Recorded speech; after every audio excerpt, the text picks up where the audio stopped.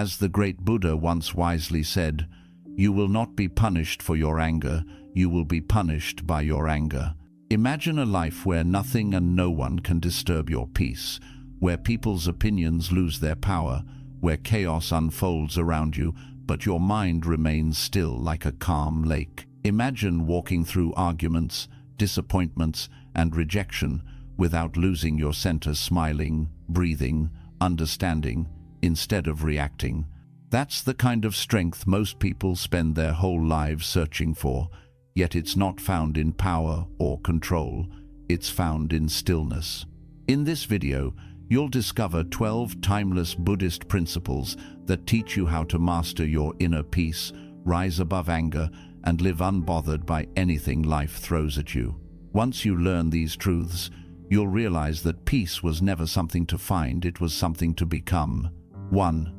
The first arrow. The second arrow. In Buddhist teaching, life's pain is compared to being struck by an arrow, something that every human being will experience at some point. This first arrow represents the challenges we cannot avoid: loss, rejection, failure, or unexpected hardship. It's the natural pain that comes with being alive. But what most people don't realize is that the real suffering doesn't come from this first arrow, it comes from the second one, the one we shoot ourselves with through our own thoughts, reactions, and emotions. When something painful happens, your mind immediately starts to resist it. You replay the situation over and over again, you question why it happened, you blame yourself or others, and you allow anger or bitterness to grow inside you. That reaction, that emotional and mental resistance, is the second arrow. It turns momentary pain into lasting suffering. The first arrow hurts your body or your situation, but the second arrow wounds your soul. For example, imagine someone insults you. The insult is the first arrow, it stings for a moment. But if you start thinking, "Why did they say that? I don't deserve this. I hate them," you've just fired the second arrow. You've allowed their words to continue hurting you long after the moment has passed. The truth is, you can't stop people from being unkind or life from being unpredictable, but you can stop yourself from reacting in a way that makes the pain worse. This teaching reminds us that pain is a part of life, but suffering is a choice. You don't have to add extra layers of misery through overthinking, anger, or self-pity. Instead of asking, "Why me?" ask, "What can I learn from this?" When you choose awareness over reaction, you break the cycle of unnecessary pain. The wise person feels the first arrow, acknowledges the discomfort, and then lets it go. They don't cling to it or feed it with more negative thoughts. They understand that while life may wound you once, your response determines whether that wound becomes a scar or simply a lesson. When you master this principle, you begin to live with true freedom, no longer a victim of every arrow that comes your way, but a calm observer who knows that peace always lies in how you choose to respond. 2. Everything that annoys you is teaching you patience. Every person and situation that irritates you is not your enemy, it's your teacher. Buddhism reminds us that the moments when we lose our temper, feel disrespected, or get impatient are actually the perfect opportunities for spiritual growth. Life constantly tests your inner peace to show you where your weaknesses still lie. If you get angry at small things, it means those small things still have control over you. But when you start to see those triggers as lessons instead of attacks, everything begins to change. Think about how often you lose your calm. Maybe someone cuts you off in traffic, a friend ignores your message, or a coworker criticizes your effort. Instantly, your heart tightens, your thoughts race, and your emotions boil. That's not because of what happened, it's because your mind believes it shouldn't have happened. You resist reality and expect the world to behave the way you want. But Buddhism teaches that peace begins the moment you stop expecting life to go your way and start flowing with it as it is. When you face something or someone that annoys you, pause for a second and ask yourself, what is this trying to teach me? Maybe it's patience. Maybe it's humility. Maybe it's control. That pause turns irritation into awareness. The Buddha once said, "If you are patient in one moment of anger, you will escape 100 days of sorrow." Each time you choose patience over reaction, you grow stronger. You take back the power that you once gave away so easily. Patience doesn't mean you suppress your feelings or pretend everything is fine. It means you acknowledge your emotions, but you don't let them rule your actions. You allow the wave of anger to rise and fall without drowning in it. You understand that everyone is fighting their own unseen battles, and that reacting with rage only adds more suffering to the world and to yourself. So the next time someone tests your calm, smile inwardly and remind yourself, "This is my practice." Just as muscles grow stronger through resistance, your mind becomes unshakable through challenges. Every difficult person is polishing your character.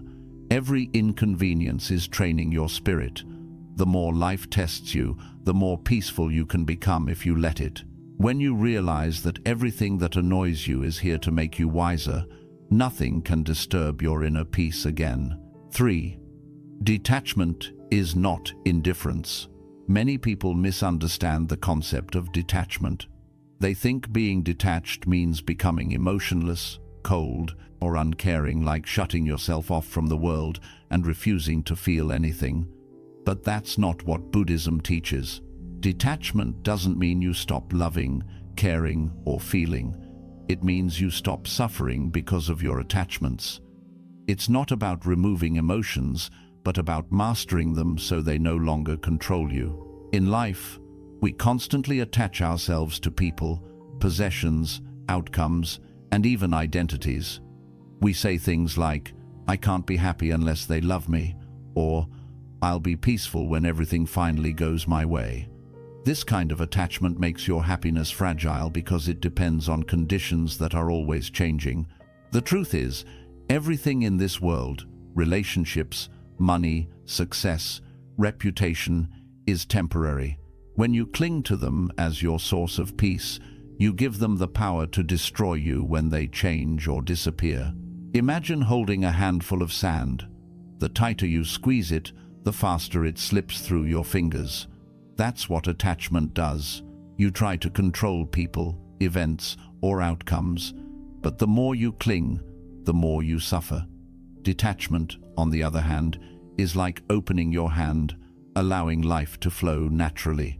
You still love deeply, but you understand that love must be free, not possessive. You still work hard, but you don't base your worth on results. You still care, but without the desperation that comes from trying to control everything. The Buddha taught that suffering arises from craving the endless desire for things to be a certain way. Detachment is the antidote.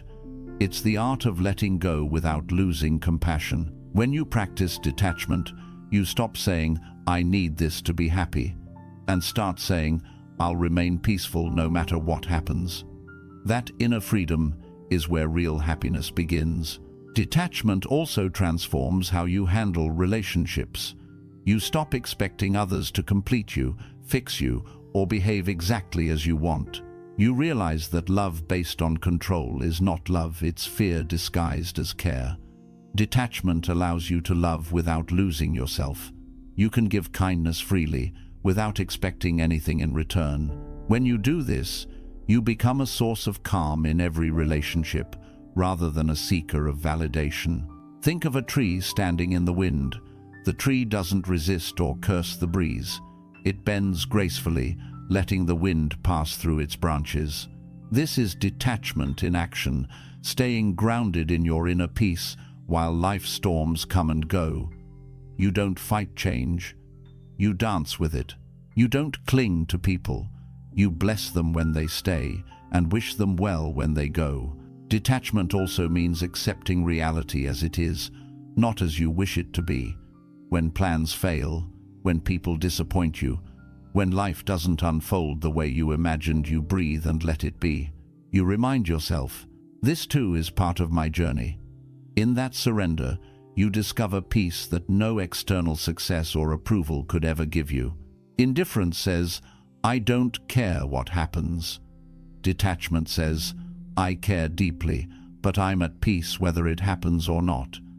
Indifference closes the heart. Detachment opens it. One is cold and distant, the other is warm and free. The detached mind doesn't avoid love or pain. It simply refuses to let either define its peace. When you live with this understanding, anger naturally fades away. You stop reacting to loss with panic, to rejection with rage, to failure with despair. You begin to trust the flow of life. You realize that every ending leads to a new beginning, and every loss teaches you something your comfort never could. So don't confuse detachment with emotional numbness. It's not about caring less, it's about caring without suffering. It's the balance between love and freedom, between involvement and inner stillness. When you master detachment, no one and nothing outside of you can disturb your peace again. You'll love the world deeply, but you'll no longer be enslaved by it. Patru. Observe, don't absorb. One of the most powerful Buddhist teachings for inner peace is learning how to observe life without absorbing its chaos. Most people live like sponges, soaking up every bit of negativity, stress, and emotion around them until their inner world becomes heavy and clouded. But the path of wisdom teaches you to become more like a mirror, reflecting everything clearly, yet never holding on to it. When you observe something, you stay aware. You notice your thoughts, emotions, and reactions, but you don't let them take control. When you absorb something, you take it personally, you identify with it, you internalize it, and you let it disturb your inner calm. The difference between observing and absorbing is the difference between peace and suffering. Imagine standing by a river. The water flows swiftly, carrying leaves, branches, and debris. You can watch the flow without jumping in, but most people, when something upsets them, a rude comment, an argument, or a painful memory, dive straight into that river of emotion and get carried away by it. Observation is choosing to stay on the shore. You let everything pass while remaining still and aware. In daily life, this practice means you stop reacting immediately to everything that happens. When someone tries to provoke you, instead of letting anger take over, you silently observe your feelings. You notice how your chest tightens, how your thoughts race, and how your ego wants to respond. But you don't act on it. You breathe. You become the witness. And just like that, you break the cycle of emotional slavery. The Buddha often compared the mind to the sky, vast, open, and unaffected. Thoughts and emotions are like clouds drifting through it. Some clouds are dark, others are bright, but none of them are permanent. The problem is, we mistake ourselves for the clouds instead of the sky. We say, I am angry, I am sad, I am anxious. But in truth, those emotions are just temporary visitors. They come and go, while your awareness, the sky, remains untouched. When you live as the sky, you learn to observe every passing emotion without becoming it. Observing without absorbing also applies to how we deal with other people's energy. There will always be angry, negative, or toxic people around you. If you absorb their emotions, you'll start carrying their burdens as your own. But when you observe them with compassion and detachment, their chaos can't infect your peace. You begin to understand that their behavior comes from their suffering, not from your worth. Someone's anger towards you doesn't define you. It only reflects their inner conflict. For example, imagine someone shouting at you unfairly. The usual instinct is to defend yourself or shout back. But when you've trained yourself to observe, you see what's really happening. A human being consumed by their pain, trying to release it through anger. Instead of reacting, you remain silent and centered. You become the calm in their storm. You see their suffering clearly but refuse to take it inside you. That's not weakness, that's mastery. Observation also means being aware of your internal triggers. Sometimes it's not others who disturb your peace, it's your own thoughts. You might replay an old argument in your mind, worry about the future, or criticize yourself endlessly. When you observe these thoughts as passing clouds instead of absolute truths, you free yourself from their control. You say, "Ah, here comes the thought of fear again," or "Here's the feeling of anger," and you simply watch it arise and fade away. The more you practice this awareness, the more powerful it becomes. You start noticing that you don't need to fix everything or respond to everyone. You realize that silence is not weakness but strength. When you stop absorbing every bit of energy from your surroundings, you preserve your own. You begin to carry peace within you wherever you go, like a still lake that reflects everything but is disturbed by nothing. To observe without absorbing doesn't mean becoming detached from life or emotionless. It means engaging with life consciously, seeing clearly, feeling deeply, but never losing yourself in the process. You can still care, love, and act, but you do so from a place of calm awareness, not emotional turbulence. The Buddha's teaching, "Peace comes from within. Do not seek it without," perfectly captures this principle. You don't find peace by changing your surroundings or controlling others. You find it by realizing that you are not the chaos, you are the awareness watching it. Once you master the art of observation, anger loses its power over you. You no longer react to every insult, worry, or misunderstanding. You start responding instead of reacting. You start choosing calm over chaos. And, in that moment, you realize that no one can disturb your peace unless you hand them the power to do so. So, from now on, when life tests your patience, don't absorb the negativity. Observe it like clouds drifting across your sky. Watch, breathe, and let go. Because peace doesn't mean nothing is happening, it means everything is happening, and you are still calm within. 5. The law of impermanence. If there is one truth that the Buddha emphasized again and again, it is this: everything changes. Nothing in this world, not pain, not joy, not anger, not success, lasts forever. This truth is called anicca, the law of impermanence, and understanding it deeply can free you from nearly every form of emotional suffering. Most people suffer not because life is cruel, but because they try to hold on to things that are always moving. The more you resist change, the more pain you invite into your life. Impermanence is woven into the fabric of existence. Look around you, every flower eventually withers, every season passes, every child grows old, every wave returns to the sea. The same applies to your emotions, your relationships, your possessions, and even your thoughts. Everything is in motion, constantly shifting from one form to another, and yet our minds crave permanence. We want people to stay the same. We want moments to last. We want happiness to never fade. But this craving goes against the natural flow of life, and it's what keeps us trapped in suffering. Think about anger for a moment. When someone hurts or offends you, anger rises within you like fire.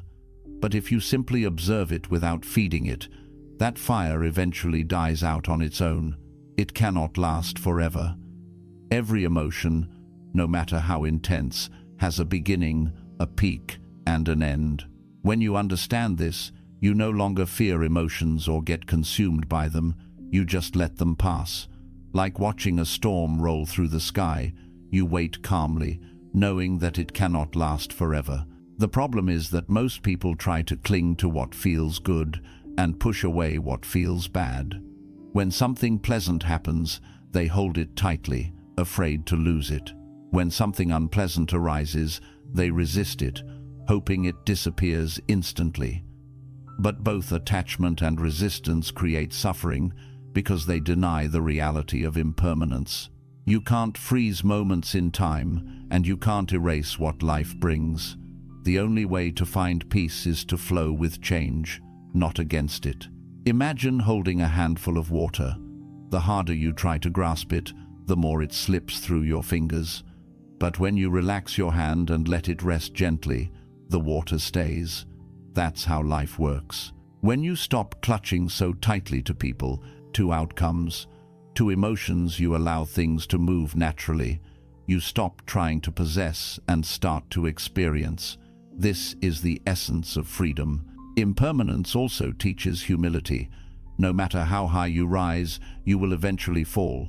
No matter how low you sink, you will eventually rise again. Nothing lasts forever, not failure, not fame. This truth keeps you balanced, reminding you that life's ups and downs are not to be taken too seriously. When you're suffering, remind yourself, this too shall pass. When you're joyful, remind yourself, this too will change. Instead of fearing that change, learn to appreciate the moment fully, because it's fleeting. The Buddha compared life to a candle flame. The flame burns brightly, but it's never the same from one moment to the next. It's constantly being born and dying again. You too are changing in every breath. The person you were yesterday no longer exists today. Even your cells, your thoughts, and your emotions are in constant motion. When you realize this, you stop clinging to identities like, I am angry or I am hurt. You begin to see emotions as temporary visitors, not permanent parts of who you are. Impermanence also brings compassion. When you see others acting out of anger or fear, you remember that their emotions are temporary too. Their anger will fade, their ignorance will pass, their pain will heal. This awareness keeps you from reacting harshly. You start meeting others with patience instead of judgment, understanding that nothing, not even conflict, lasts forever. Another gift of impermanence is gratitude. When you accept that everything is temporary, you stop taking moments for granted. You start cherishing the people you love, knowing that time is precious. You savor the small joys, a quiet morning, a laugh, a kind gesture, because you understand they won't last, and that makes them even more beautiful. Impermanence transforms ordinary experiences into sacred ones. This principle also helps you deal with loss. When someone leaves your life through distance, change, or death, remember that all connections are part of a larger cycle. Nothing truly disappears. It simply transforms. Just as a leaf falls from a tree but becomes nourishment for the soil, endings are not truly endings, they are beginnings in disguise. Seeing life this way replaces sorrow with acceptance and resistance with flow.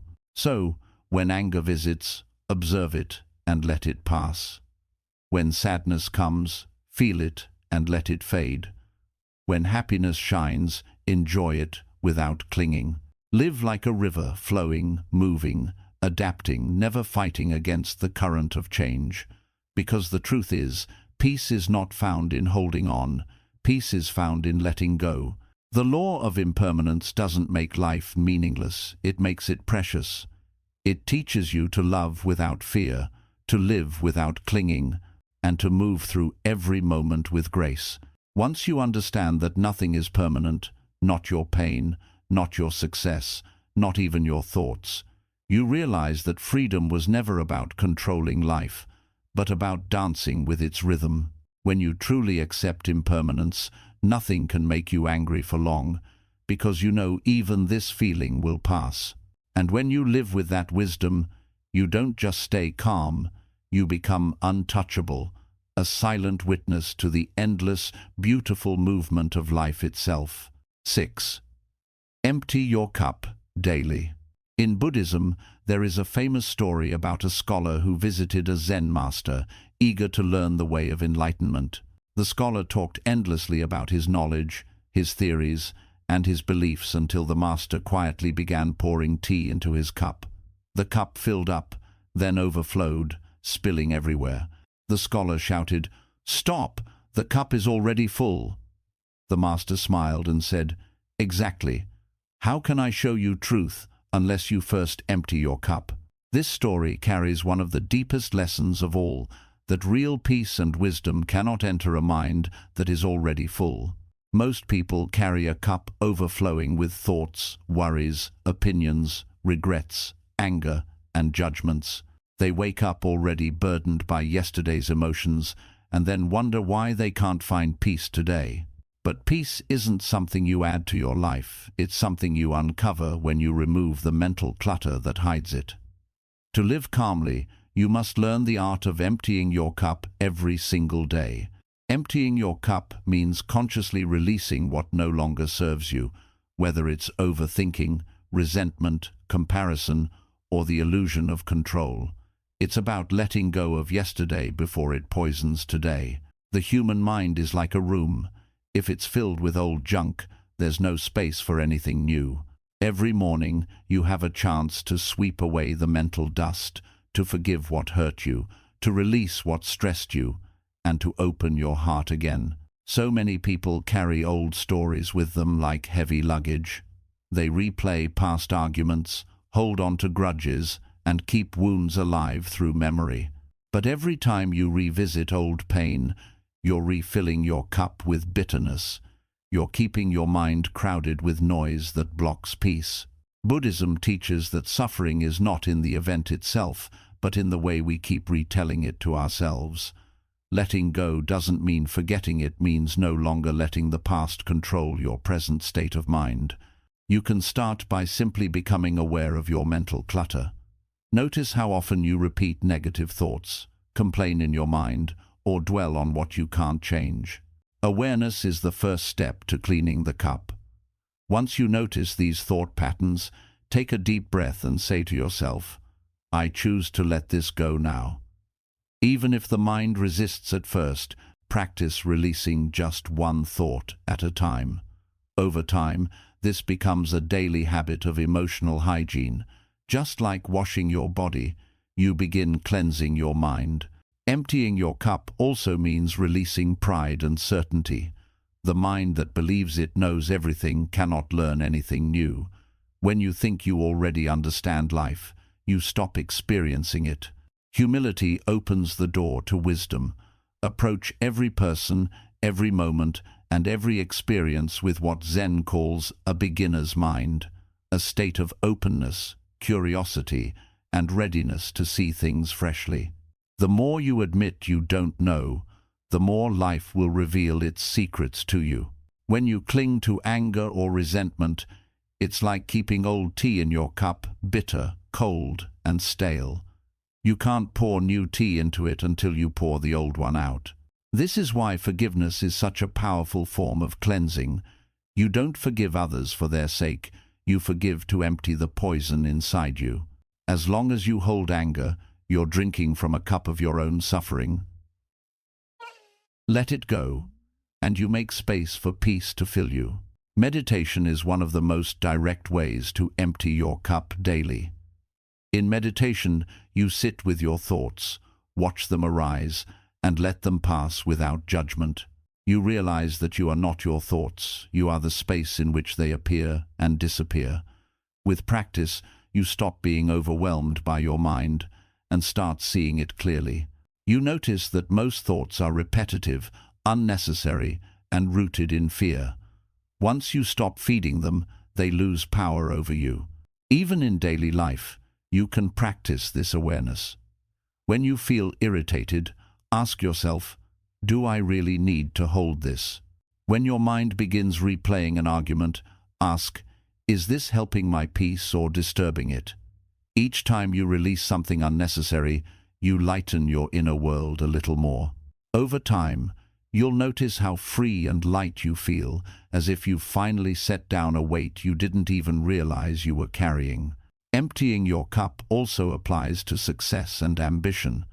Many people become slaves to their achievements because they can't let go of their need to be recognized. But if your mind is full of desires and comparisons, peace will always stay out of reach. Let go of the endless craving for validation, and you'll discover the quiet satisfaction of simply being. True success isn't having more, it's needing less. The beauty of emptying your cup daily is that it turns peace into a practice, not a coincidence. Every day you can begin fresh. Every morning is a new page free from the scribbles of yesterday. When you learn to let go regularly of stress, ego, resentment, and expectations, you stop being weighed down by life. You begin to live lightly, like the wind that passes through trees, free, gentle, and unburdened. The Buddha once said, "You cannot pour new tea into a full cup. In the same way, you cannot fill a crowded mind with peace." So, make it your daily ritual. Before you speak, before you react, before you carry your old emotions into a new day, pause and empty your cup. Sit in silence, breathe deeply, and allow space within yourself.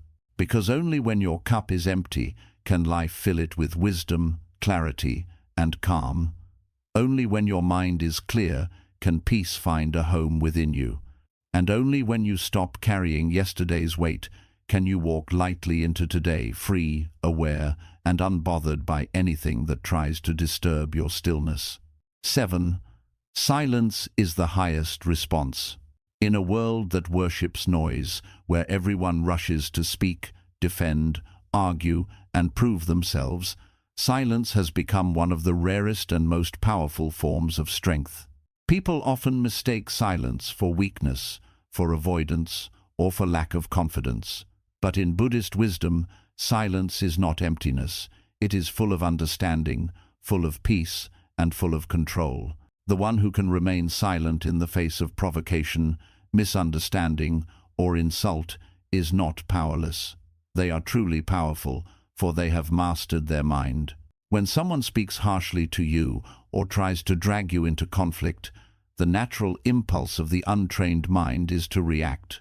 You want to defend yourself, explain, justify, or fight back. You want to prove that you are right, but every time you do, you feed the fire of anger. Your words become fuel for conflict, and the situation only grows hotter. Silence, on the other hand, is water. It cools the flames. It ends the battle before it begins. The Buddha once said, "Better than 1,000 hollow words is one word that brings peace."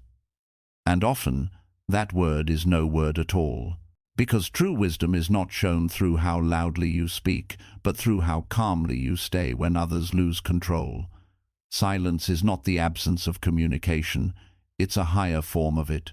It speaks without words, saying, "I refuse to let negativity disturb my peace." Think of how most arguments go. You speak, they respond, and the cycle repeats until both sides are angry and drained. Nothing is solved. Only more pain is created. Now imagine what happens when one person chooses silence instead. The energy of conflict suddenly collapses because silence removes resistance. You stop giving your power away to someone else's emotions. You stop participating in their chaos. This is not silence born from fear, it's silence born from wisdom. You know that your peace is too precious to be wasted on proving a point. The truth is, you never need to defend what is true. The truth, like the sun, doesn't argue with darkness, it simply shines, and the darkness fades on its own. When you understand this, you no longer feel the urge to respond to every attack or correct every misunderstanding. You realize that people will see things from their level of awareness, not yours, and if someone cannot see your truth, no amount of arguing will open their eyes. Silence, however, will often speak louder than any defense you could give. There is also a deep kind of silence, the silence within yourself. Most people are surrounded by outer noise, but what really disturbs them is the inner noise, constant thoughts, self-criticism, worries, and judgments that never stop talking. When the mind is noisy, even a quiet room feels loud. But when your mind is still, even the busiest world cannot shake your peace. Meditation teaches you this inner silence, the ability to be fully present without needing to think or react. When you sit in silence, you begin to hear something greater, the quiet voice of truth within you. Practicing silence doesn't mean suppressing emotions or pretending nothing bothers you. It means giving yourself space to respond from clarity instead of impulse. When you pause in silence, You interrupt the automatic chain of reaction. You create room to breathe, to reflect, and to choose your next move wisely. In that space between stimulus and response lies your freedom, the freedom to stay calm instead of angry, to act with wisdom instead of ego. Sometimes silence is the best teacher. It teaches patience, humility, and understanding. It teaches you that not everything needs a response, and not every moment requires your voice. You begin to see that peace is not found in having the last word, but in not needing to say it at all. There is immense dignity in restraint. The one who can stay silent when others are shouting is like a mountain that remains unmoved while storms rage around it. In Buddhism, there is the concept of noble silence, a silence that is not empty, but sacred. It is the silence of presence, awareness, and mindfulness. When you are in noble silence, you don't just avoid speaking, you become deeply attuned to everything around you. You notice your thoughts, your emotions, your environment, and the energy of others. You stop reacting and start truly seeing. This silence connects you to life in a way that noise never can. Even in conversations, silence can be your greatest strength. Sometimes people want to provoke you, not because they seek truth, but because they seek reaction. Your silence shows them that you are not their emotional puppet. It confuses their ego because it thrives on attention. The more you remain calm, the more they lose power. Over time, you become like still water, clear, reflective, and unshakable. Silence also has the power to heal. When you are angry, silence cools your mind. When you are sad, silence allows you to listen to your pain without judgment. When you are confused, silence helps clarity to arise naturally. In silence, you begin to see the truth of impermanence, that every emotion, no matter how strong, eventually passes. Words often trap you in your emotions, but silence sets you free from them. And remember this, silence does not mean weakness. It means discipline. It means you have learned that peace is more valuable than victory. The strongest warrior is not the one who fights every battle. It's the one who chooses which battles are worth fighting, and often the wisest choice is to walk away in silence. You don't always have to explain yourself, prove your point, or win an argument. You only need to stay true to your peace. There will be moments when silence will be misunderstood. People might say you don't care, or that you're avoiding the issue. But do not let that bother you. Let them interpret your silence however they want. Their perception does not define your intention. You know the reason behind your stillness. You are protecting something far greater than your ego, your inner peace. When someone shouts, let them. When someone disrespects you, stay silent and let karma speak. When the world becomes loud, retreat inward and listen to your breath. Silence is your refuge. It is the temple where your mind heals, your soul recharges, and your wisdom grows. Every moment of silence deepens your understanding of yourself and of life. The Buddha himself often remained silent in the face of harsh words and accusations, not because he didn't have answers, but because he didn't need to convince anyone.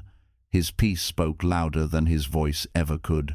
When you practice the same, when you respond to chaos with calmness, to insult with silence, to hate with stillness, you become untouchable. So, make silence your secret weapon. Use it not as avoidance, but as awareness. Use it not as retreat, but as strength. Let it remind you that peace doesn't require noise, it only requires presence. Every time you remain silent when provoked, every time you hold your calm when others lose theirs, you evolve beyond the ordinary reactions of the world. In silence, you begin to see clearly. You realize that you don't have to fight to be seen, speak to be understood, or argue to be respected.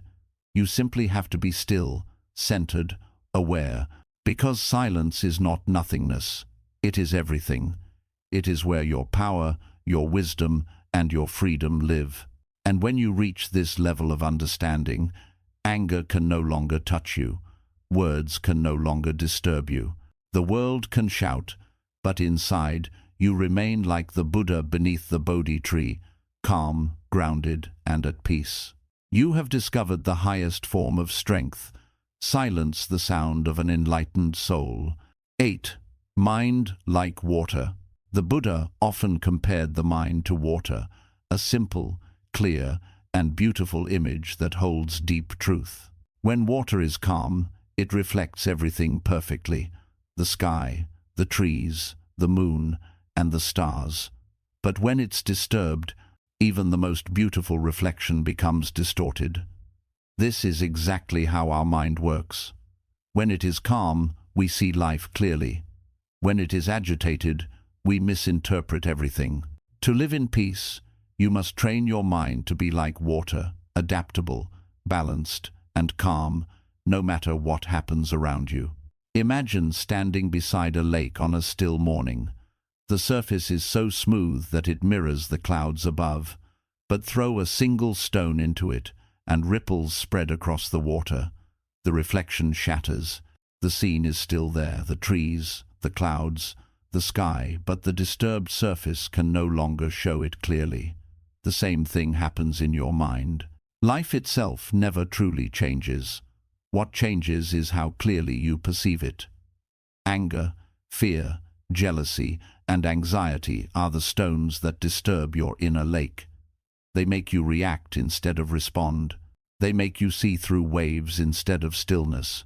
To have a mind like water doesn't mean you suppress your emotions or pretend that nothing affects you. It means you allow every experience to come and go naturally, without clinging, without resisting. When water encounters a rock, it doesn't fight it. It simply flows around it. It adapts. It continues. That's the way peace works. The moment you stop resisting life and start flowing with it, you stop suffering. The more flexible your mind becomes, the less anything can break you. Let's say someone insults you. Most people's minds react instantly, like a storm stirred by the wind. Thoughts like, "How dare they?" or "I need to say something back," rise up immediately. But a trained mind, like calm water, remains still. You notice the words, you feel the sting, but you don't let it ripple your peace. You take a breath and allow the disturbance to pass, because just like waves, emotions rise, peak, and dissolve. If you don't feed them with attention, they fade naturally. Think of how water behaves in nature. When it meets an obstacle, it doesn't try to destroy it. It flows around it patiently. When it faces a cliff, it doesn't hesitate, it falls freely, becoming a waterfall, still beautiful, still whole. When it enters stillness, it becomes reflective, serene, and pure. Water never resists change. It simply takes the shape of whatever holds it, a river, a lake, a cloud, or a tear. This is how the awakened mind lives, adaptable, yet never losing its essence. Most people live like boiling water, constantly reacting, constantly bubbling with thoughts. They let every word, every event, and every fear disturb them. But peace is found when you learn to cool the boiling water of your mind. Meditation, mindfulness, and awareness are the ways to do this. When you meditate, you are not trying to control your thoughts. You are allowing the ripples to settle naturally. Slowly, the surface of your consciousness becomes clear again. You begin to see reality as it is, not as your emotions paint it. The Buddha once said, "If you pour water into any vessel, it takes its shape, yet remains unchanged in its essence." That is the heart of mental flexibility. When your mind is like water, you can move through any situation, joy or sorrow, gain or loss, praise or criticism, without losing your balance. You stop identifying with every emotion and thought, and start seeing them as temporary waves in your ocean of awareness. A mind like water is neither rigid nor passive. It moves when necessary and rests when needed. It can be gentle as rain or powerful as a river. It knows when to flow and when to stay still. This balance is what Buddhists call equanimity, the ability to remain centered regardless of external circumstances. Imagine facing conflict or chaos, yet staying completely calm inside, like deep ocean waters that remain undisturbed even when storms rage on the surface. That is the mastery of a mind like water. This principle also applies to dealing with people. In your relationships, many will project their emotions, fears, and expectations onto you. If you absorb them, you'll lose your clarity. But if you stay like calm water, you can reflect their pain without letting it disturb your stillness. Sometimes, just your peaceful presence can calm others, the way still water soothes the sky above it. You don't always need to fix people. Sometimes you just need to stay still enough that they find their own reflection in your peace. There's another beautiful lesson water teaches. It never holds grudges. When it becomes muddy, it doesn't fight the dirt. It simply lets it settle until clarity returns. Likewise, when your mind gets clouded by anger or negativity, don't force clarity. Be patient. Let the emotions settle. Sit quietly, breathe deeply, and allow stillness to do its work. In time, the mud falls to the bottom, and your awareness becomes clear once more. The more you practice this, the more you'll realize that peace is not something you create, it's something that naturally emerges when you stop disturbing it. Having a mind like water also means being present. Water exists only in the moment. It doesn't regret the river it once flowed through, and it doesn't worry about the ocean it will one day reach. It simply moves, dances, and flows right now. The human mind, on the other hand, is often trapped in the past or anxious about the future, but peace lives only in the present moment, in the now. The more you learn to stay present, the more still your inner waters become. Another profound lesson from water is humility. It always flows to the lowest place. While fire rises, water descends, it seeks the humble path. The Buddha taught that humility is the root of peace, because the ego is what disturbs the mind most. When you let go of pride and allow yourself to flow humbly with life, you stop fighting reality.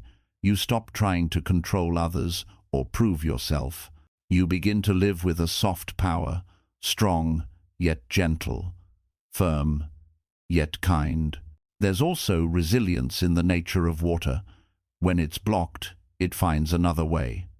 When it freezes, it can still move as ice. When it evaporates, it becomes vapor and rises to the sky.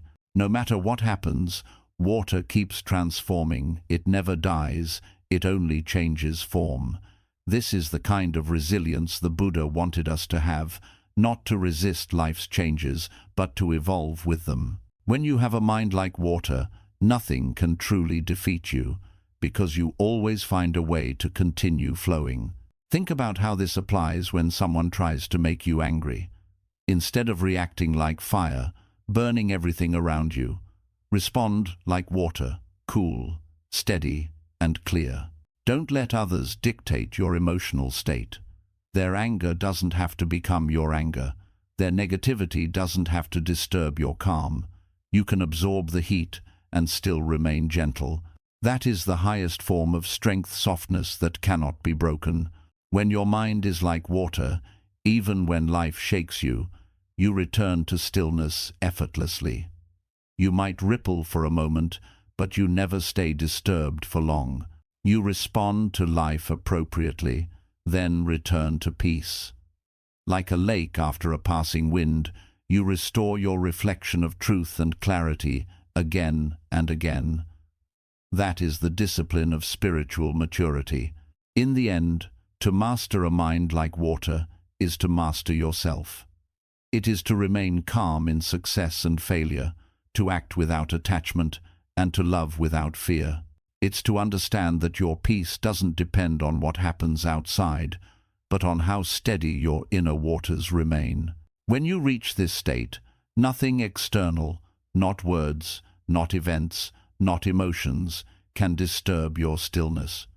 You begin to live as the Buddha lived, serene, aware, and deeply free. So, when life throws stones at you, insults, hardships, disappointments, remember, you are the lake, not the ripple. You are the deep ocean, not the passing storm. Let the surface move if it must, but stay still within, and when the winds calm and the ripples fade, you will once again reflect the truth of everything clear, undistorted, and full of peace. That is the way of the awakened mind, flexible yet unbreakable, soft yet powerful, calm yet alive. To have a mind like water is to live beyond anger, beyond fear, beyond confusion, to live as a being of balance, clarity, and unshakable peace. 9. The power of compassion over judgment. Compassion is one of the highest and most transformative teachings in Buddhism, a force that dissolves anger, softens the heart, and connects us to all living beings. Judgment, on the other hand, is the root of separation. It's what keeps us trapped in cycles of pride, resentment, and emotional pain. To live in peace, the Buddha taught, we must replace judgment with compassion, not because others always deserve it, but because we deserve peace. Every time you judge someone, your mind becomes heavy.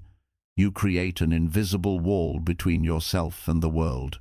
You start seeing people not as they are, but through the lens of your expectations and beliefs.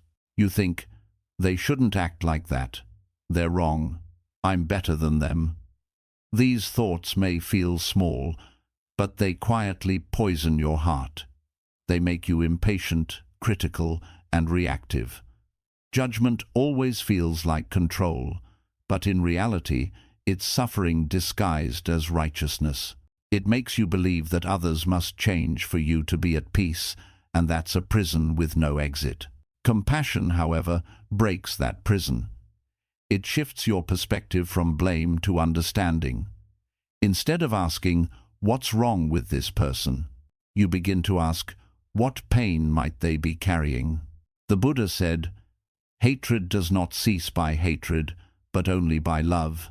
This is the eternal rule." Every person who acts with anger, cruelty, or ignorance is not evil. They are suffering. Their behavior is a symptom of an inner wound they haven't healed. When you begin to see this, you stop taking things personally. You stop reacting. Instead, you respond with calmness, empathy, and strength. Imagine someone insults you. The usual response is to get defensive, to throw words back, or to let anger boil inside. But if you pause and see deeper, you might realize that the person's harshness is not about you at all. Maybe they are battling stress, loneliness, or self-hate. Maybe their world has been unkind to them, and anger is their only way to feel powerful. When you view them through compassion, you stop feeding their pain with your reaction. You see them as a wounded soul instead of an enemy. This doesn't mean you excuse their behavior. It means you refuse to let their pain infect your peace. Compassion doesn't mean being passive or letting people harm you. It means responding from wisdom rather than ego. You can still set boundaries and speak truth, but without hatred in your heart. You can correct others gently without the poison of pride. True compassion is firm but kind, strong but calm. It's the ability to say, "I understand your suffering, but I won't let your suffering create mine." Buddhism teaches that compassion begins with the understanding that all beings share the same fundamental wish to be happy and free from suffering. The thief, the liar, the proud, the angry, they all act from the same ignorance. The belief that happiness can be gained through attachment, control, or harm. When you see this clearly, it's almost impossible to hate anyone. You may dislike their actions, but you no longer wish them harm. Instead, you wish them awakening, healing, and peace, because you know if they truly understood themselves, they would not act that way. Judgment closes the heart, but compassion opens it. When your heart opens, you start to see yourself in everyone. You realize that you too have made mistakes, said hurtful words, and acted out of fear or anger. The same pain that drives others has lived in you as well. This humility dissolves arrogance. It makes you gentler, not just toward others, but toward yourself. Because the truth is, the way you treat others reflects how you treat yourself inside. A judgmental person is often their own harshest critic. Compassion toward others is really compassion toward the self, a recognition that we are all imperfect beings trying to find our way home. There's an old Buddhist saying, "Holding on to anger is like grasping a hot coal with the intent of throwing it at someone else. You are the one who gets burned." Judgment works the same way. Every time you judge, you add fuel to your own fire of dissatisfaction. You carry resentment everywhere you go, seeing flaws in everyone and everything. Compassion, however, extinguishes that fire. It cools the heart and brings lightness to your being. The more compassion you practice, the more peaceful and clear your inner world becomes. The Buddha's life was a living example of compassion in action. He spoke with murderers, comforted outcasts, and taught the very people who once mocked him. When others wronged him, he responded with patience and understanding. Because he saw beyond their behavior, he saw their suffering. That's the power of compassion. It allows you to look at a person not for what they've done, but for what they could become if they were freed from ignorance. In daily life, compassion transforms the smallest moments. When someone cuts you off in traffic, you can frown and curse, or you can think, maybe they're in a hurry for something important. When a friend forgets to call, you can feel ignored, or you can think, maybe they're struggling silently and don't know how to reach out. When someone gossips about you, you can get angry, or you can think, maybe they need to talk about others because they're unhappy with themselves. This shift doesn't make you naive, it makes you wise. You stop wasting energy on negativity and start cultivating peace where conflict used to live. Compassion also expands beyond people. It extends to all living beings. When you look at an animal, a plant, or even the earth itself, you begin to see how deeply everything is connected. You realize that every action, every word, every thought sends ripples through this web of life. When your heart is compassionate, you live with gentleness. You harm less, you help more, and you find meaning not in taking, but in giving. This kind of heart cannot stay angry for long, because anger feels unnatural in it, like fire trying to burn underwater. One of the deepest transformations that compassion brings is emotional freedom. Judgment ties you to the behavior of others. Compassion cuts the rope. When you judge, your peace depends on people acting a certain way. When you're compassionate, your peace depends only on your own heart. You are no longer a victim of others' actions, because your response comes from your own awareness, not their behavior. No matter how others act, you remain calm, kind, and unshaken. Of course, compassion doesn't always come easily. The mind loves judgment. It gives the ego a sense of superiority. It feels good to think, I would never do that, or I'm better than them. But this illusion of moral high ground only separates you further from peace. The way to overcome it is through awareness. Each time you catch yourself judging, pause and ask, what pain might this person be carrying? Even if you don't know the answer, this question alone softens the heart. It reminds you that every person's story is deeper than you can see. The Buddha compared compassion to a mother's love, unconditional, patient, and forgiving. A mother doesn't love her child only when they behave well. She loves them even when they fail, even when they hurt her, because her love is rooted in understanding, not in condition.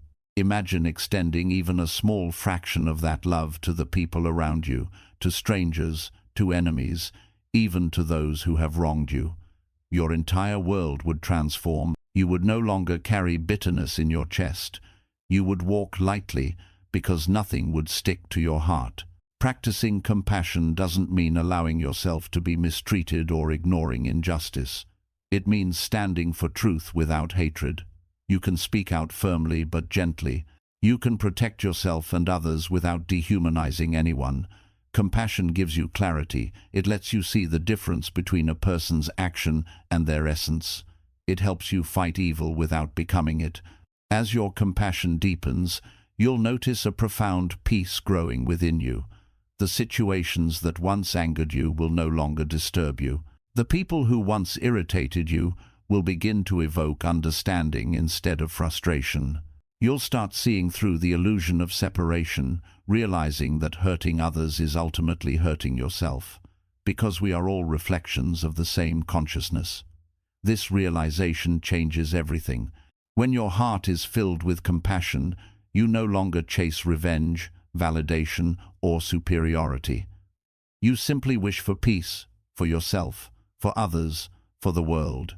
You understand that every act of kindness heals not only others but also you. The more you forgive, the lighter you become. The more you understand, the less you judge, and the less you judge, the freer your mind becomes. In the end, compassion is not just a feeling, it's a state of being. It's a way of seeing the world with wisdom instead of ego.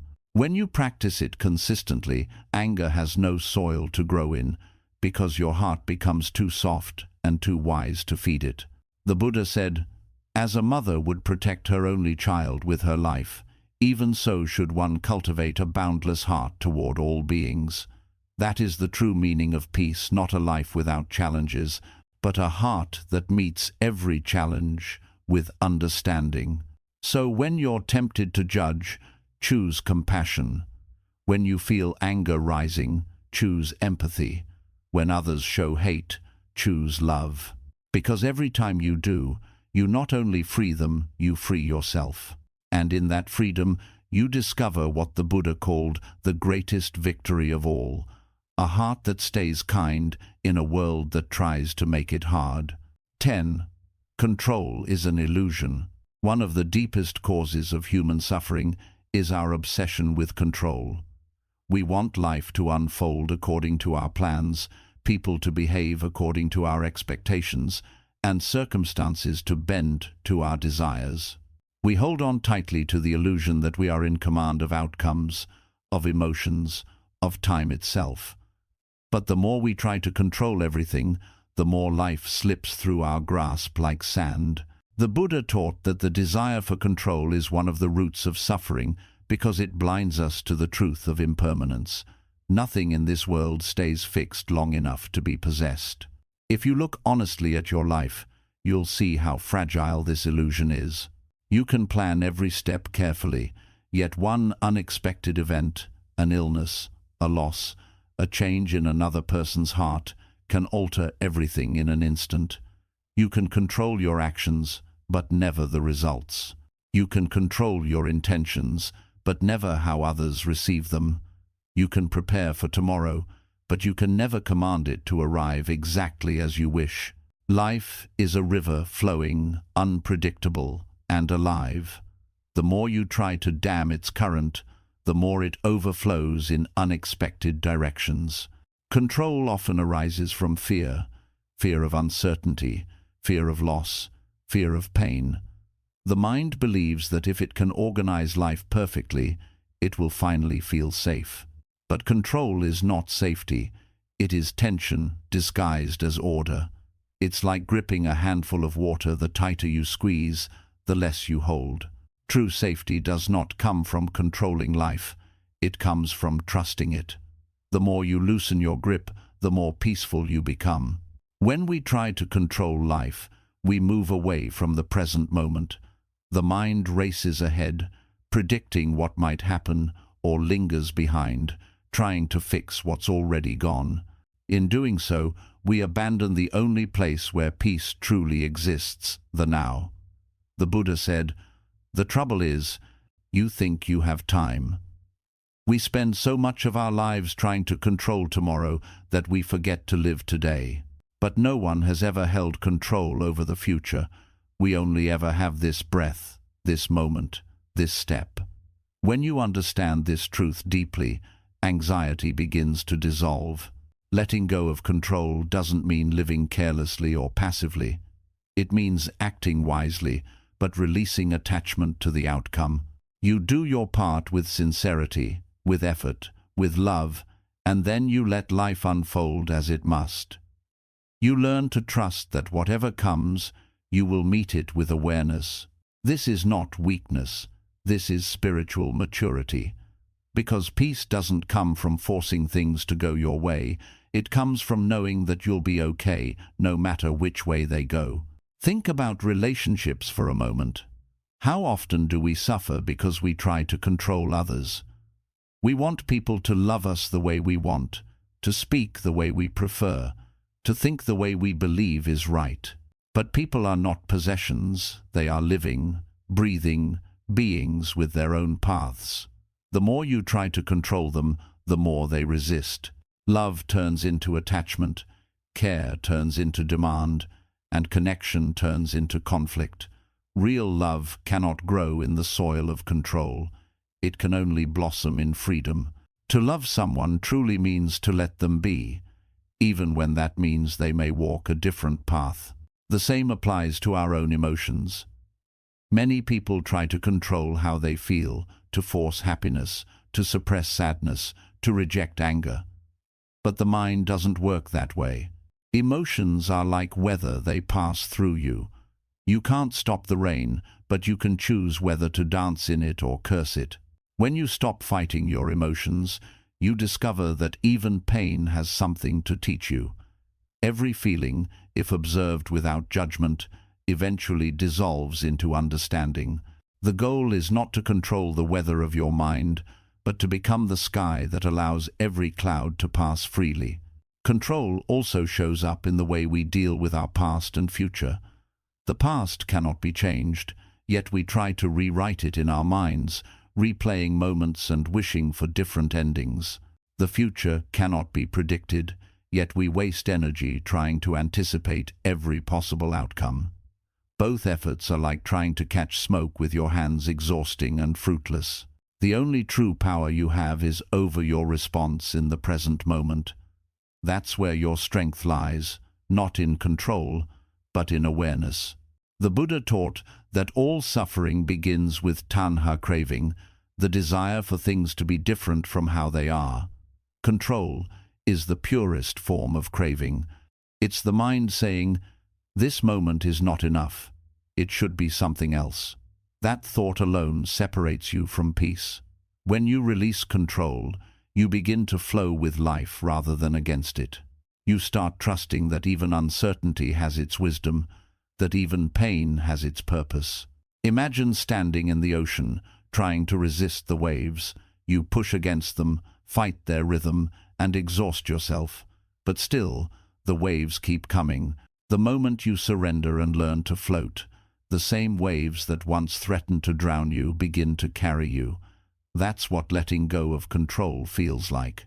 You stop drowning in resistance and start flowing with the current of life.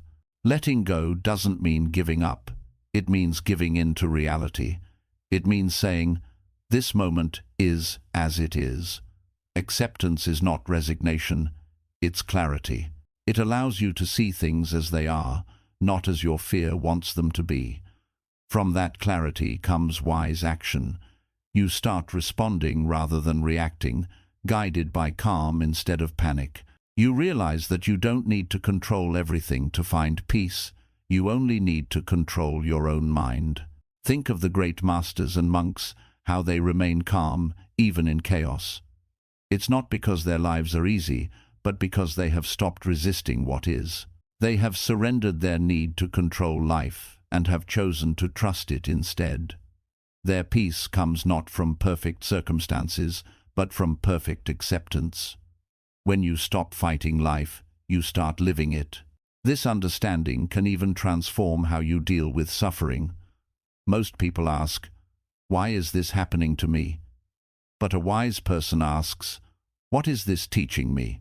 When you stop trying to control the situation, you begin to learn from it. Pain becomes your teacher, disappointment becomes direction, and endings become beginnings. Life stops being your enemy and becomes your guide. Control also hides in subtle forms in perfectionism, in the constant need to plan, in the inability to rest. We tell ourselves, "I'll be happy when things are just right." But life will never be perfectly aligned with our conditions. The more you chase that illusion, the further peace runs from you. True freedom is realizing that peace isn't found when everything is under control. Peace is found when you no longer need control to feel safe. Even your breath teaches this lesson. You can hold your breath for a few seconds, but eventually you must let go and trust that the next breath will come. Life works the same way.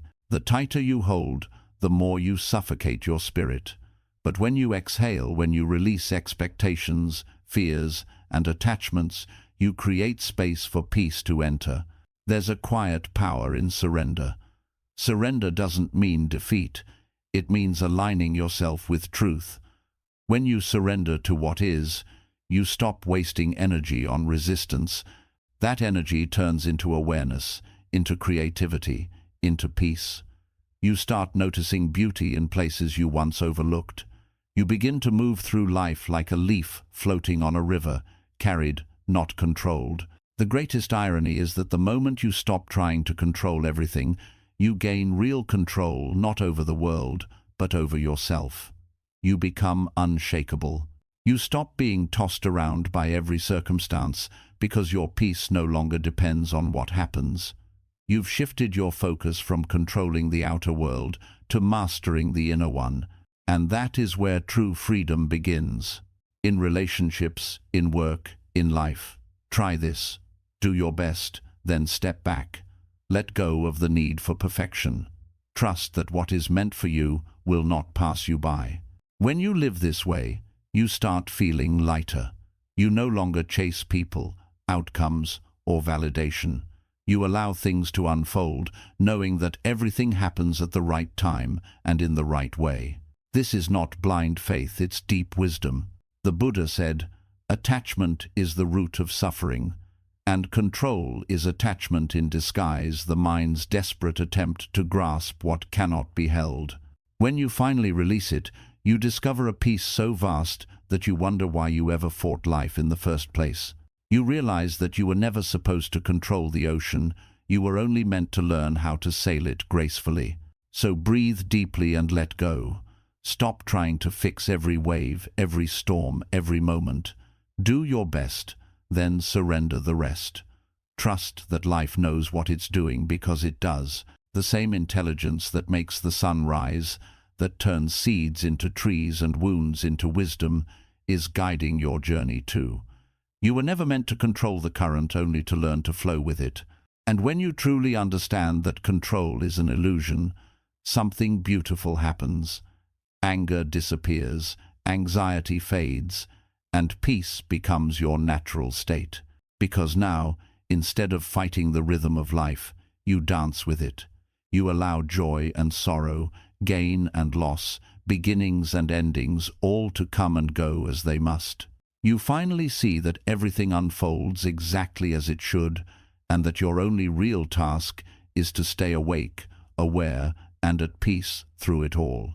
This is the ultimate freedom: to live without resistance, to act without fear, to love without attachment, to walk through life knowing that even though you control nothing, you have everything you need within.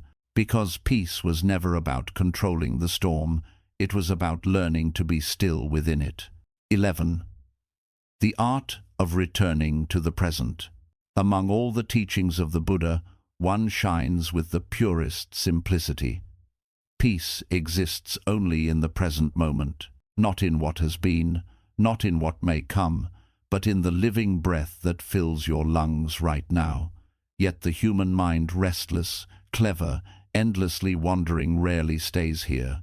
It rushes backward into memory and regret, forward into worry and expectation, creating storms of suffering that exist nowhere except within thought. The art of returning to the present is the art of ending those storms. It is the quiet path back to yourself. When you examine the roots of your anxiety, anger, or sadness, you'll notice something profound. They never come from the present. Anger often arises from the past, from what someone said, from what you lost, from how you were treated. Anxiety comes from the future, from imagining what might go wrong, from trying to predict and control what has not yet happened. But in the present moment itself, there is almost always peace. Right now, if you stop and breathe, there is no problem. There is only you, the air, and the awareness of being alive. The Buddha called this mindfulness the practice of fully inhabiting the moment. It's not simply awareness of your surroundings, it's awareness without resistance.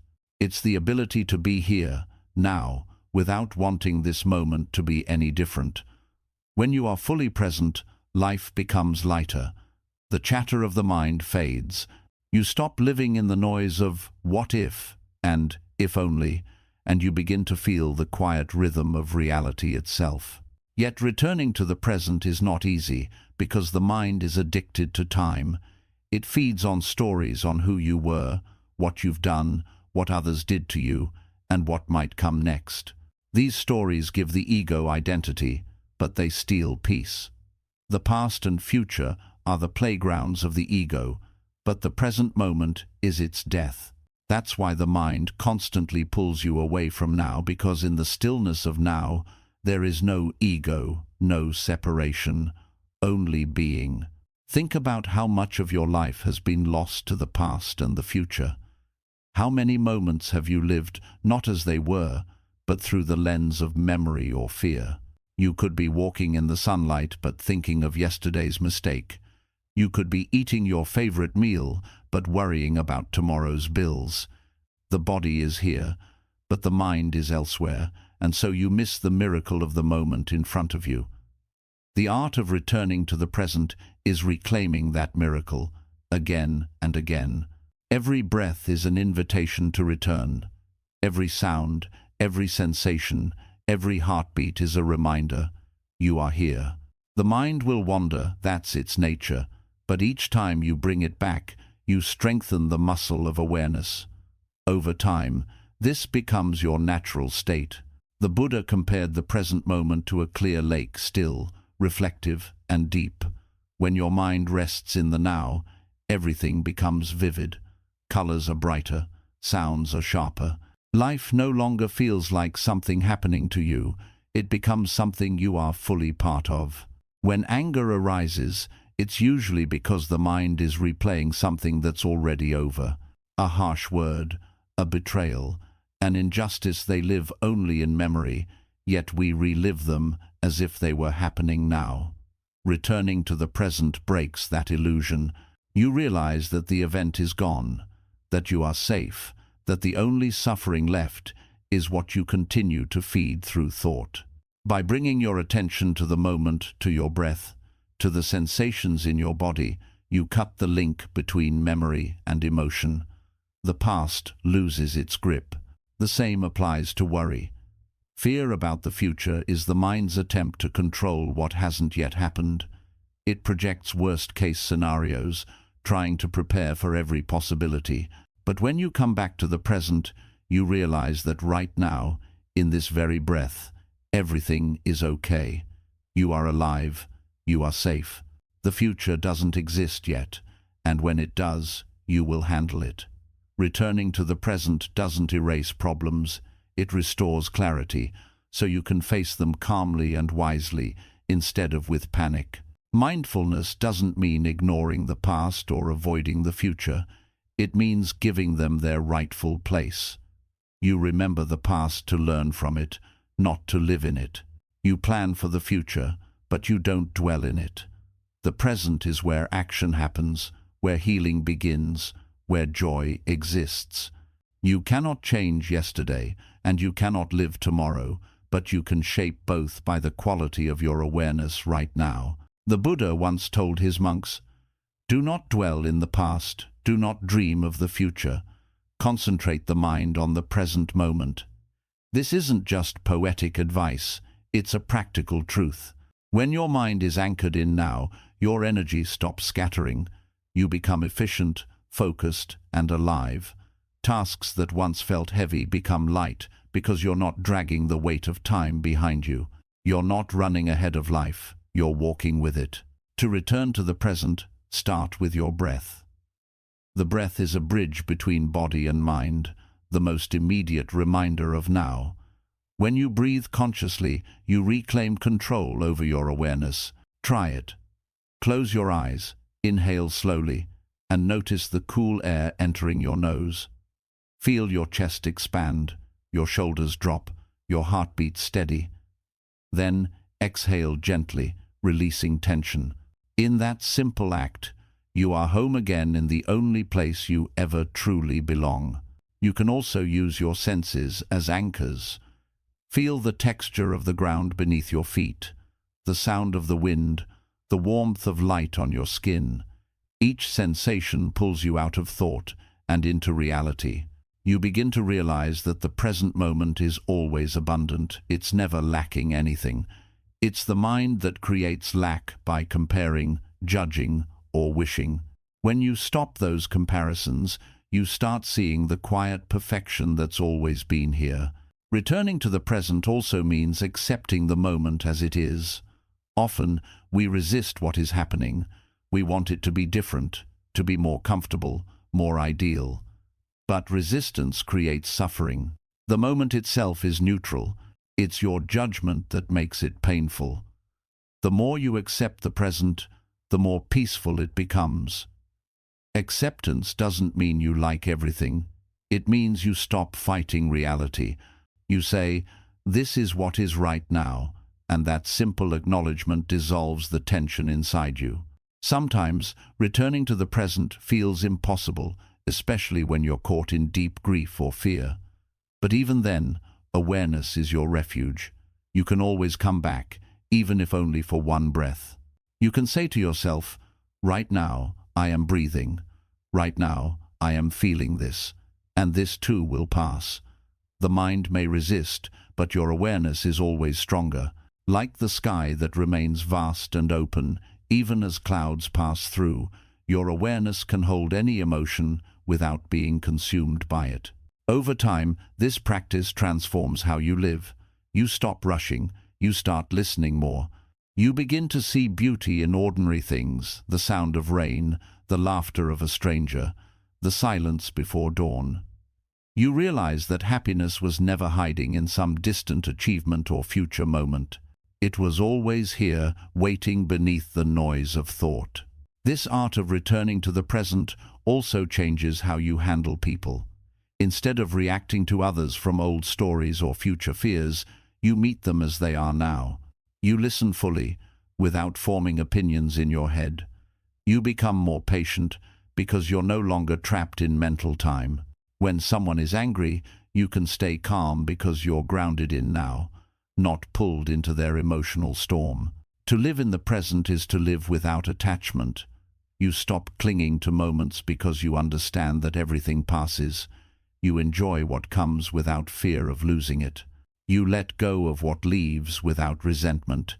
Every moment becomes complete in itself, not a step toward something else, but a full expression of life. The more you return to the present, the lighter you become. You start to see that you don't need to control, to chase, to prove.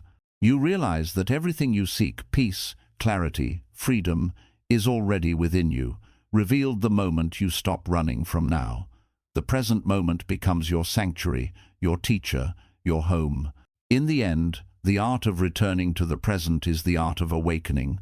It's not something you master once. It's something you practice again and again, gently and patiently. Every time the mind wanders, and it will, you smile, breathe, and return. Each return is a victory, a quiet moment of enlightenment. The Buddha taught, "The past is already gone, the future is not yet here. There's only one moment for you to live, and that is the present moment." To truly understand this is to be free. Because once you realize that peace was never in the past or future, you stop chasing it and start living it.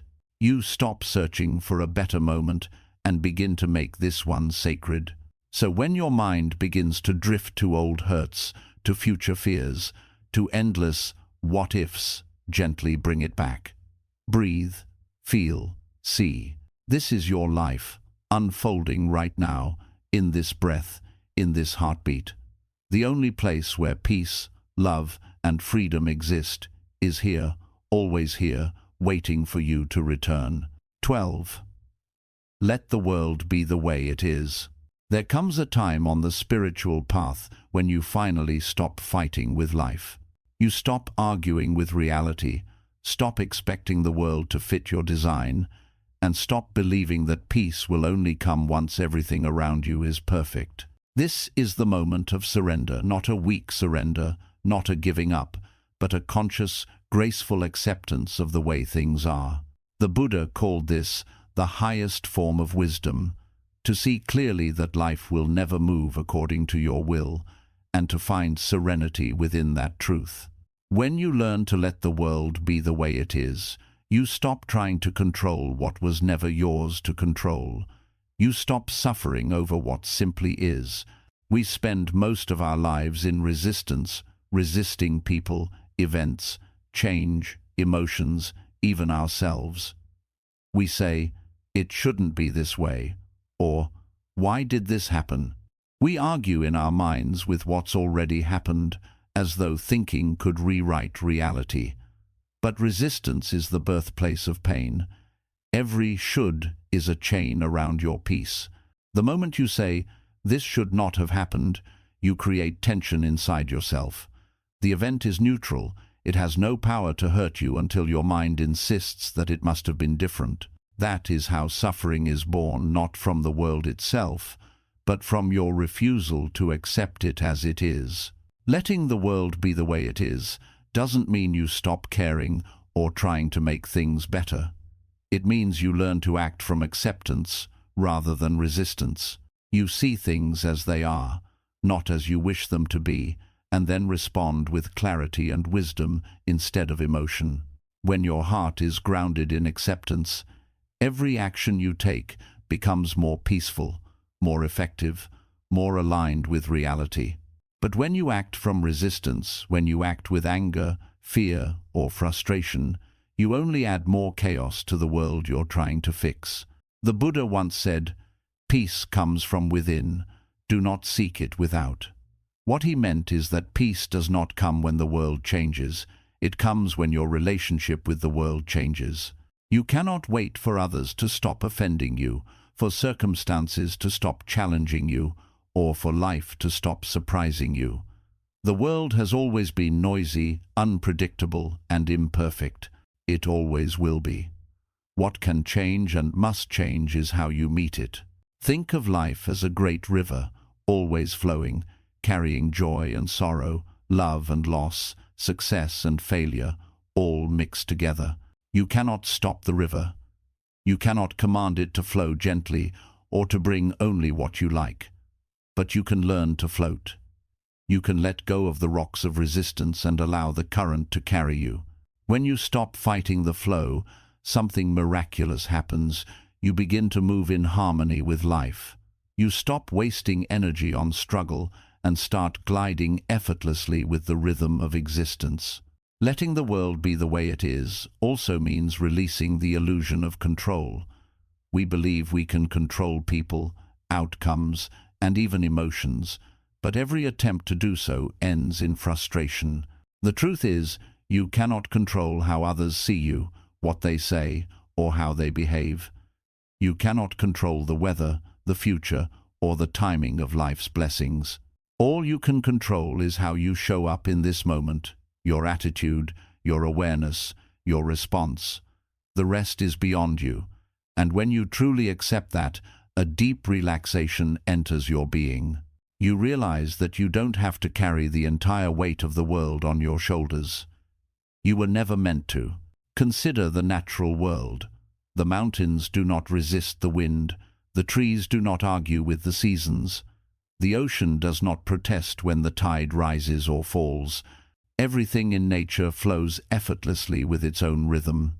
It doesn't fight for control. It trusts the process. Only the human mind, with its endless shoulds and musts, tries to improve on what is already perfect in its imperfection. When you align with nature's wisdom, when you stop forcing and start allowing you rediscover your natural peace.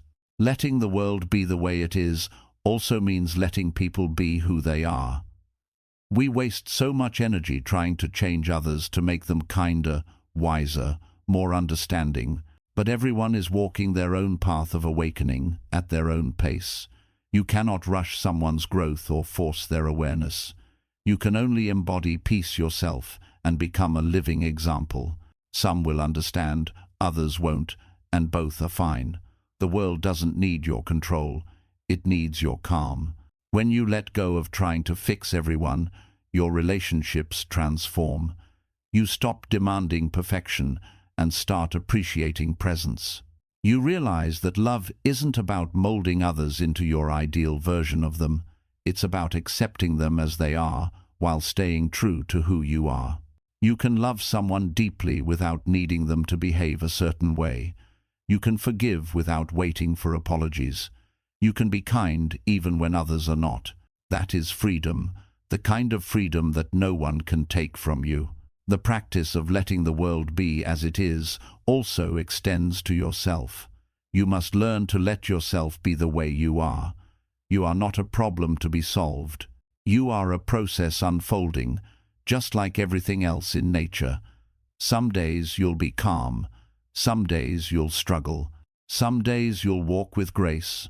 Other days you'll fall. That's okay. The moon doesn't curse itself for fading. It knows it will shine again. You too can allow yourself to ebb and flow without judgment. Self-acceptance is the foundation of inner peace. To let the world be the way it is doesn't mean you ignore suffering or injustice. It means you address them without hatred in your heart. You take action because it's right, not because you can't bear the discomfort of what is. True change arises not from resistance, but from compassion. The Buddha didn't fight the world, he understood it so deeply that his wisdom transformed it. When you act from that same understanding, your presence becomes a quiet revolution. But how do you reach this state in practice? It begins with awareness. The next time something frustrates you, a delay, an argument, an unexpected change, notice how your mind reacts. Feel the tension that arises when you wish things were different. Then pause. Take a deep breath and say to yourself, "This is what is." Feel those words sink in. You don't have to like the situation, you just have to stop fighting it. When you do, you'll notice that much of your pain disappears instantly. The event hasn't changed, only your resistance has. Acceptance doesn't mean passivity, it means clarity. When you accept reality, you see what's truly in front of you, not what your emotions are projecting.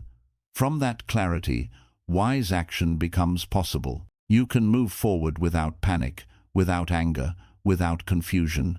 You become like a calm lake that reflects everything clearly, rather than a stormy sea that distorts every image. Letting the world be the way it is also means trusting its intelligence. Life has its own rhythm, its own timing, its own wisdom.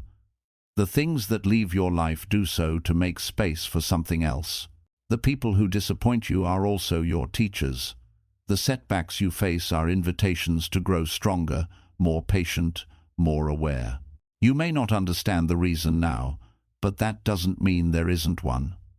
Trust that every event, pleasant or painful, is part of a larger unfolding. The greatest peace comes not from having everything go your way, but from knowing that you'll be okay, even when it doesn't. When you truly trust life, you don't panic when things fall apart, because you understand they're just rearranging. You stop demanding answers and start observing patterns. You see that what looks like chaos is often the beginning of harmony. What feels like loss is often preparation for gain. Life never works against you, it works through you. The Buddha taught that the root of suffering is attachment to outcomes, to expectations, to desires. Letting the world be as it is means loosening those attachments. It means allowing things to come and go without losing your balance. It means finding joy not in control, but in surrender. This is not resignation, it's liberation. You become like the open sky, vast, spacious, and unaffected by passing clouds. And once you reach this understanding, anger loses its power over you. You no longer react to every disturbance because you've stopped expecting life to be peaceful all the time. You've realized that peace isn't found in perfect conditions, it's found in perfect awareness. The world no longer needs to change for you to be calm, because you've discovered calmness as your natural state. Letting the world be the way it is not giving up on it, it's learning to love it as it is. It's realizing that this world, with all its noise, mess, beauty, and mystery, is sacred exactly as it stands. The sunrise doesn't wait for silence, it rises anyway. The lotus grows in mud, not in purity. Likewise, your soul grows through this imperfect, unpredictable, ever-changing world. The moment you stop fighting it, you begin to bloom. So breathe deeply, look around you. Everything you see, the chaos, the calm, the loss, the joy, all of it belongs. You don't need to fix it, you only need to witness it. The world has been turning long before you arrived and will keep turning long after. Trust its rhythm. Let it be as it is. And when you do, you'll find that nothing outside you has changed, yet everything feels different. The noise of life will still be there, but it will no longer disturb you. People will still come and go, but their actions will no longer shake your peace. You will walk through the same world, but you'll see it with new eyes, eyes that no longer demand perfection, but see beauty in imperfection itself. That is the final lesson. Peace is not found in changing the world, but in seeing it clearly. When you let the world be the way it is, you finally see that it was never the world disturbing your peace. It was your resistance to it. Let go of that resistance, and you become free. The storms may still come, but within you, there is a quiet center that remains untouched, the eternal stillness of the awakened mind.